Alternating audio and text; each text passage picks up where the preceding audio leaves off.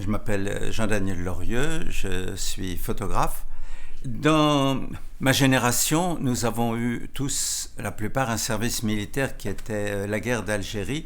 Et comme j'ai eu pas mal de personnes déglinguées, c'est ce qui m'a fait ensuite orienter ma vie vers montrer le bonheur, puisqu'on a la chance d'avoir pu se faufiler ou de ne pas avoir été atteint. J'ai toujours beaucoup admiré Picasso, Cocteau, Warhol bien sûr, et beaucoup de ces images, même chez Warhol, partent d'une blague, d'une mise en boîte, c'est le cas de le dire pour Warhol, n'est-ce pas, la mise en boîte, mais chez Picasso aussi, bien qu'il ait eu une vie qui était un combat, mais c'était un homme heureux, souriant, et on a besoin de ça.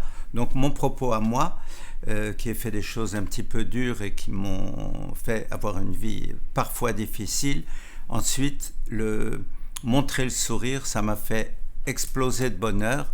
J'ai toujours eu envie de courir vers le soleil, vers la mer, vers la plage, vers l'horizon. Dans les années 70-80, toutes les couvertures de magazines, c'était toujours des jolies femmes ou des hommes, mais toujours avec le sourire. Et ça nous apportait un bonheur fou. Donc j'ai voulu, moi aussi, montrer le bonheur et le sourire parce que je trouve que la vie est un combat.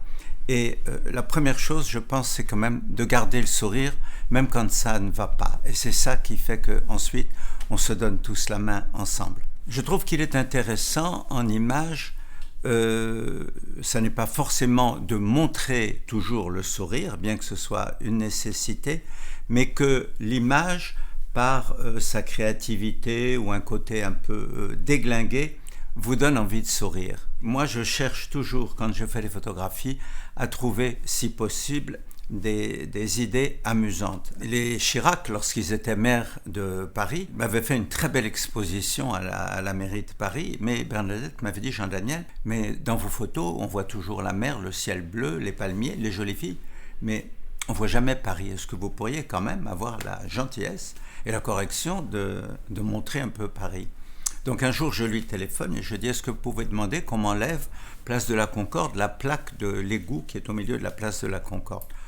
Ah ben oui, pourquoi? Et donc, cette photo, vous voyez, j'ai mis un mannequin avec une robe d'Asdine Alaya et l'égoutier qui sort et qui regarde les jambes de cette jolie jeune fille. Donc je crois qu'il faut garder le sourire.